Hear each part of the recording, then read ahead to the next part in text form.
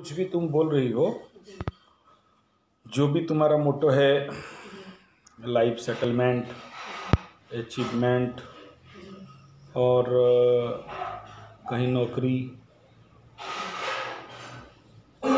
या खुद को कहीं पर सेटिंग करना, थैथान करना, फैमिली टेंशन, फैमिली सेटलमेंट, ये सब पॉइंट्स को अभी लॉक मार के रख दो। Focus on marriage and marriage only, तीनों बहन का। और ये पूरा जिम्मेदारी तुम्हारे ऊपर रहेगा। अभी रवि को माइनस में रखो। अभी उसका बीवी को लेके जो मेंटल स्टेटस उसका होगा, वो उससे उभरने के लिए बहुत टाइम लगेगा। अगर उसका बीवी डाइवर्स क्लेम कर दे और डिवोर्स हो जाए तो भी, नहीं हो तो भी, और केस अगर लेंथी के तरफ चला जाए, अगर वो लोग किसी प्रकार के तिकड़म खेलेंगे तो भी। तुम तो अपना भाभी का कुंडली नहीं दिखा रहे हो, इसलिए नहीं मिल रहा है। आने से पहले पूछे तो वही बोले कि 20 अगस्त 1994 और टाइमिंग सर्टिफिकेट तो टाइमिंग तो वही टाइमिंग मैन है, फिर भी देख लेंगे। हाँ, और सर्टिफिकेट में उनका 96 मेरे सर्टिफिकेट में क्या है और उसमें क्या है? अभी तुम्हारे भाई का कुंडली से तुम्हारे भाभी का स्टेटस के बारे में जो समझ में आ रहा है,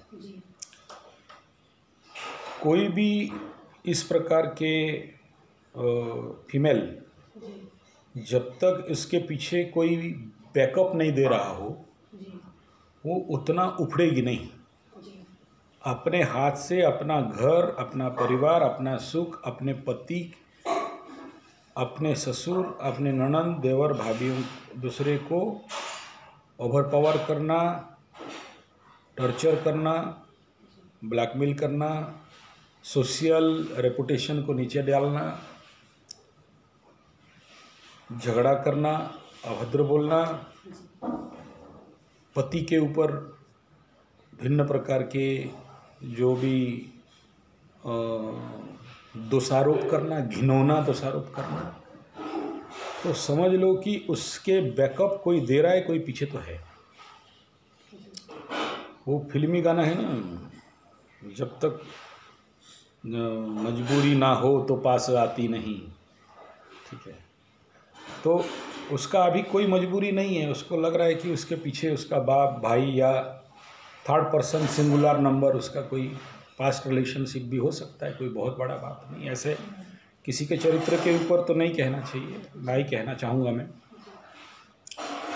लेकिन तुम्हारे भाई का कुंडली कह रहा है कि नीच नारी के साथ विवाह या संगता, तो ये कुंडली कह रहा है ना। प्रैक्टिकली हम किसी को नीच नहीं कहा जा सकता। कुंडली का बात है, वो जो दिखा रहा है वो कहा जा रहा है। लेकिन वो दैट इज़ नॉट एनफ। ये किसी के चरित्र के ऊपर उंगली उठाना जब तक प्रूफ नहीं मिल जाए। और प्रूफ लेके क्या करना है किसी के पीछे? वो तो सामने दिख रहा है, पूरे समाज को दिख रहा है, तुम लोग का पूरा परिवार को दिख रहा है, उसका एटीट्यूड, व्यवहार। अब उसका दोष देना भी बेकार है। आज के सामाजिक स्थिति ही ऐसा है, चल रहा है। सबको स्वाधीनता चाहिए। सब चाहते हैं कि छोटा परिवार, सुखी परिवार, बिना ननंद देवर, बिना सास ससुर का, जब मर्जी तब शॉपिंग करो, जब मर्जी तब घूमो, जब मर्जी तब सो जाओ, जब मर्जी तब ऑनलाइन मंगा के खाओ, बनाना नहीं पड़े। तो जीवन पे अब तक वो लोग दुख देखे नहीं हैं। तो अब इसको इंतज़ार करना पड़ेगा कि जीवन पे जब उसको सब कोई धोखा दे दें और उसके आसपास कोई नहीं रहे।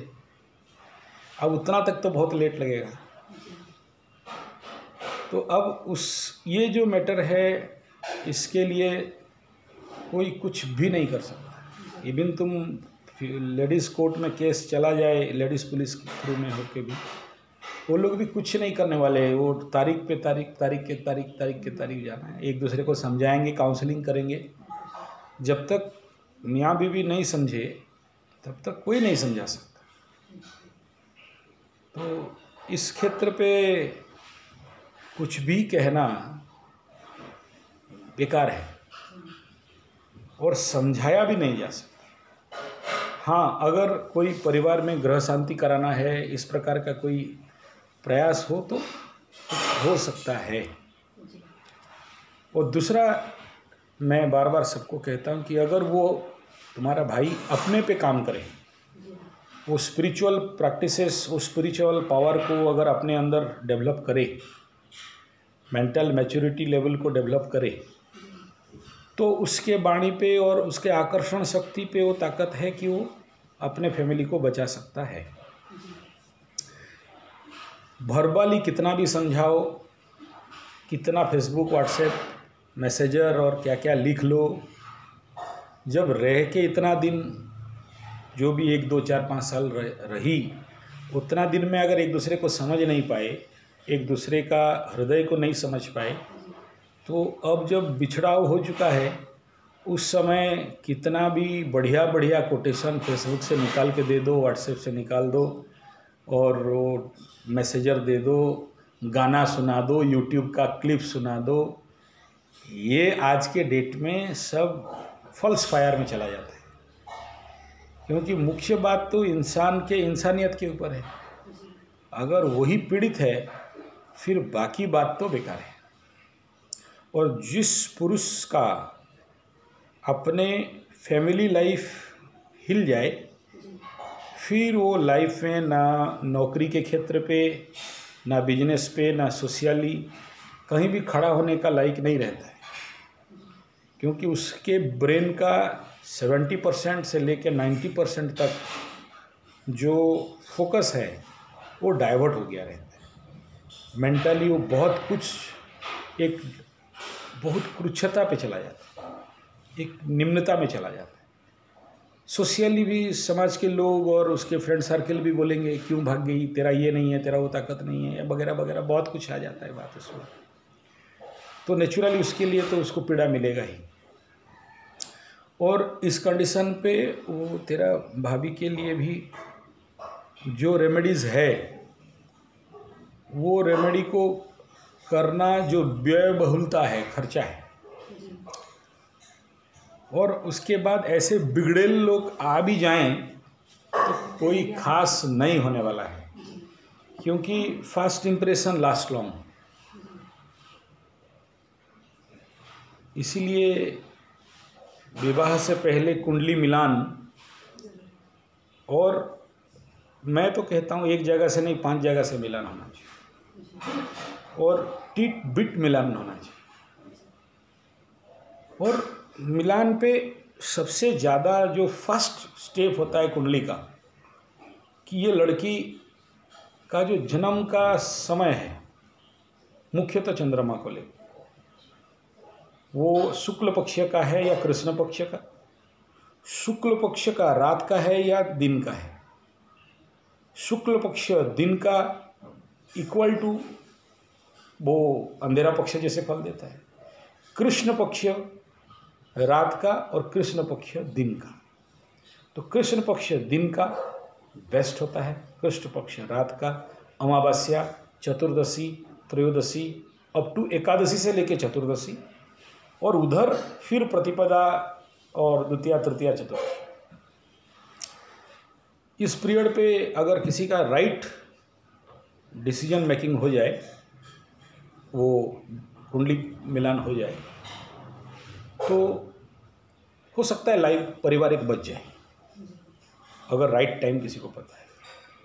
अदरवाइज मेरे पास अगर कोई ऐसे अमावस्या वाले आते हैं तो मैं हाथ जोड़ता हूँ, या इस प्रकार के जो चतुर्दशी और ये प्रतिपदा, अमावस्या, मुख्यतः अमावस्या वाला कंडीशन, कि जो भी बिहेवियर बता रहे हो ना, ये वही है अमावस्या के आसपास, इधर 3-4 दिन वाला उनका लाइफ कैरेक्टर ही ऐसा रहता है। उनका प्रोडक्शनल क्वालिटी जो उनके लिए SOP SMP लिखा जाता है, उनका जो लाइफ कैरेक्टर लिखा जाता है, ये नियर अबाउट ऐसा ही होता है। दूसरे का धन लूटना, दूसरे का मान सम्मान हानि करना, अपना भी मान सम्मान हानि करना, अपने पैर पे अपने हाथ में कुल्हाड़ी मारना, अपने परिवार को अपने हाथ में तोड़ना, ध्वंस, प्रलय, बर्बाद, बदला, एक ही बात को बार बार रिपीट करना, 1942 का बात बार बार बोलना, और टारगेट उसको प्यार करना नहीं है, उसका धन से प्यार करना, उसके प्रॉपर्टी पे प्यार करना, और बिना मतलब के बात का बतंगड़ बनाना। ये इस प्रकार के क्वालिटी दिखाई देते हैं। ये कुंडली देखते ही फर्स्ट चरण पे हमें पता चल जाता है कि ये कैरेक्टर का है, बच के रहो। लेकिन किस्मत जिसका क्या बताए है खराब, तो क्या करेगा कोई। हम लोग किस्मत जिसका पांडु, क्या करेगा। बाकी ठीक है, तो वही छोड़ दो। और मैं क्योंकि इस प्रकार का एस्ट्रोलॉजी काम नहीं करता कि कहीं डिवोर्स हो जाए और किसी का घर टूट जाए और उसके लिए कुंडली मिल देखना, मैं कभी नहीं देखता हूँ, बंद कर देता हूँ उसमें। भाई ये मेरा दायरे का बाहर है, क्योंकि खुद मैं 2 बेटी का बाप हूँ, तो मैं उसमें किसी का विवाह विच्छेद ऐसे कामों के पीछे मैं नहीं भागता। हाथ जोड़े तो मेरे से नहीं होगा, दूसरा बहुत है, अच्छे अच्छे पार्टी हैं, आप उनके पास चले जाओ, उनको भेजता हूँ, वो लोग अपना काम कर देते हैं। तो इस विषय को यहाँ स्टॉप रखो, और अगर इंतज़ार करो कि दोनों में से अगर आपसी समझौता में कुछ हो जाए तो हो जाए। तुम्हें इतना एडवाइस करूँगा कि तुम्हारा भाई का जो पीरियड चल रहा है, उसके तरफ से वो वकील, कोर्ट कचहरी, पुलिस के तरफ नहीं है। ये न्याय पे होने के बावजूद उसके अगेंस्ट में उल्टा केस हो जाएगा, और ऐसा फंसेगा कि निकलना मुश्किल है। तो इस कंडीशन पे 2 थप्पड़ खा लो, बेइज्जत सह लो, लेकिन वकील, कोर्ट कचहरी पे मत जाओ। जो भी करना है और जितना भी लॉस हो जाए, वो ऑन टेबल, ऑन डिस्कशन ही समाधान करने का रास्ता निकाल। क्योंकि अभी भी सरकारी नियम, लॉ एंड ऑर्डर महिलाओं के तरफ ज़्यादा है, और इन केसेस का अभी तक मैं लाइफ में विगत 32-33 साल में एक भी सॉल्व होते हुए केस नहीं देखा। और मेरे पास जो इस एक्सपीरियंस में जितने सारे केसेस हैं, कोई 7 साल से, कोई 14 साल से, कोई इवन 21 साल से हैंग है, डेट पे डेट पड़ रहा है, कोई सोल्यूशन नहीं मिल रहा है, बस अपने पर्सनल ईगो के कारण। और इसमें फ़ायदा सबसे ज़्यादा वकील का है, जज का है। जज का और क्या कहें, ये सब कोर्ट में जज का उतना ज़्यादा नहीं, मेनली वकील और पुलिस का ज़्यादा फ़ायदा है। और इसका फ़ायदा आसपास के जो लोग रहते हैं, वो लड़का को भी भड़काएंगे, वो लड़की को भी भड़काएंगे, और दोनों का बीच में फ़ायदा उठाएंगे। तो बुद्धिमत्ता यही है कि आपको साइलेंसली साइट होना है। ये इसलिए तुम्हें कहा जा रहा है कि अभी ये सारा डिसीजन तुम्हें लेना है। ना तेरा भाई ले पाएगा, तेरा माँ का कंडीशन नहीं है, तेरा पिताजी मरने के बाद उनका चेहरा बहुत मुरझाया हुआ है, मेंटली बहुत डिप्रेशन है, और सडन हुआ, 1-2 महीना भी नहीं हुआ इस समय, ये सब ऊपर से ये तेरा भाभी का प्रेशर, तो नेचुरली ये बहुत ही दर्दनाक और दुखद विषय है। और कुंडली में भी इस प्रकार का जो दशा महादशा चल रहा है, ये अगर इस समय फंसे तो लिख लो 18 साल तक फंसे, ठीक है। तो इस समय सोच समझ के सावधानी से एक एक कदम उठाते रहना है, और कोई भी रेमेडी जो भी बोल दिया जाए उसको बहुत सोच समझ के किया जाए। जैसे उसके लिए मैं बोला ब्लड, उसका जो कितना 7 साल या 10-12 से निकल रहा है, तो बेसिकली अशोक का रिश्ते छूट जाता है, लेकिन उसका नहीं छूटा।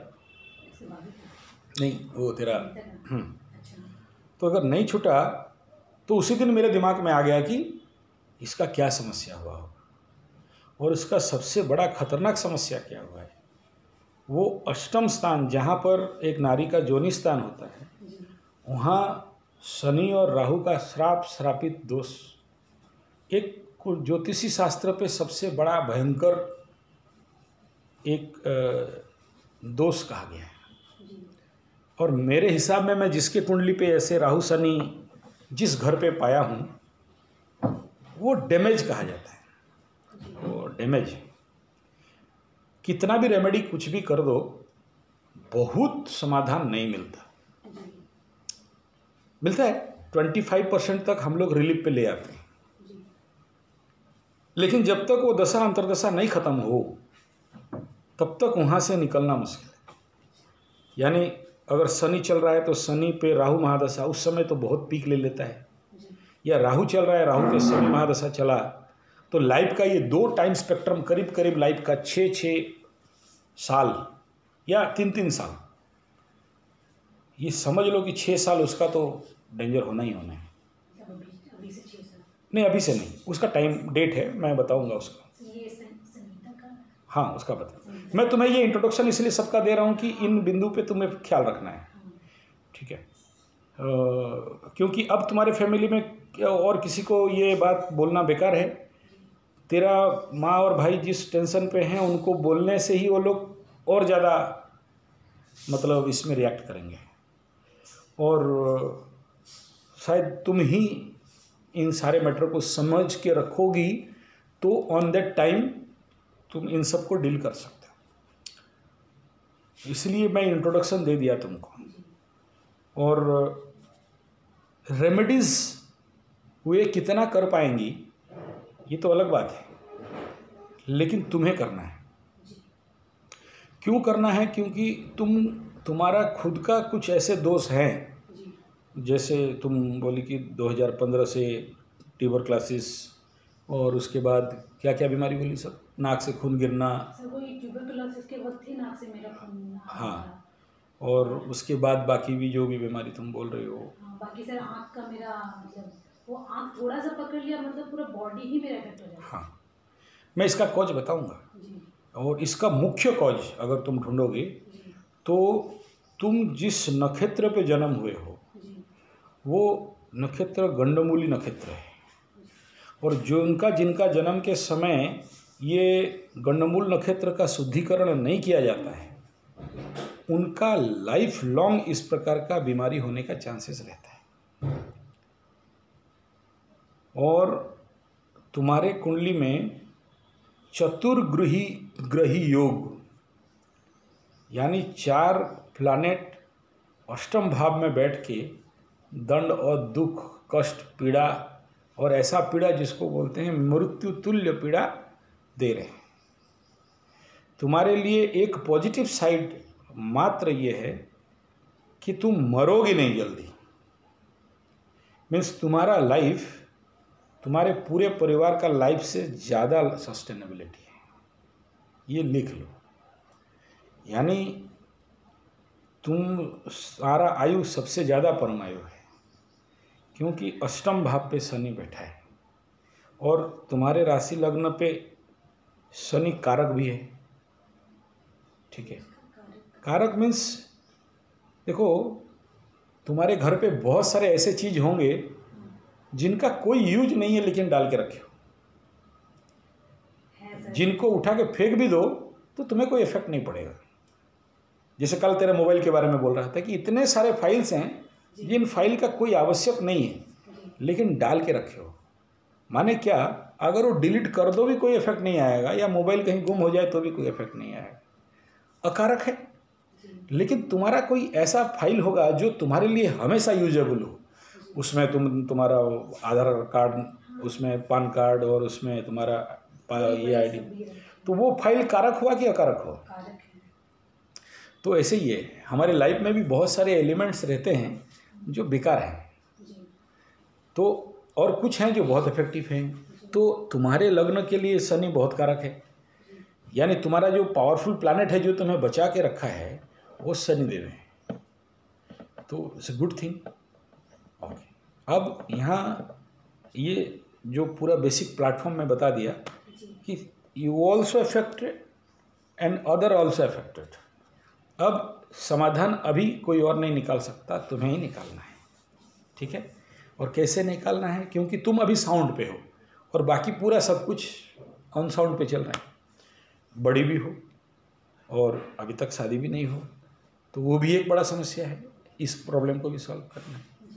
तो इन बिंदुओं पे जो जो बताऊंगा हर एक का कुंडली के अनुसार, ताकि पूरा फैमिली का बैलेंस हो जाए और सब शांतिपूर्वक अपने रास्ते पे काम करें, चले, और तुम भी वेटलेस हो जाओ। ठीक, तो जब दैट फर्स्ट सब्जेक्ट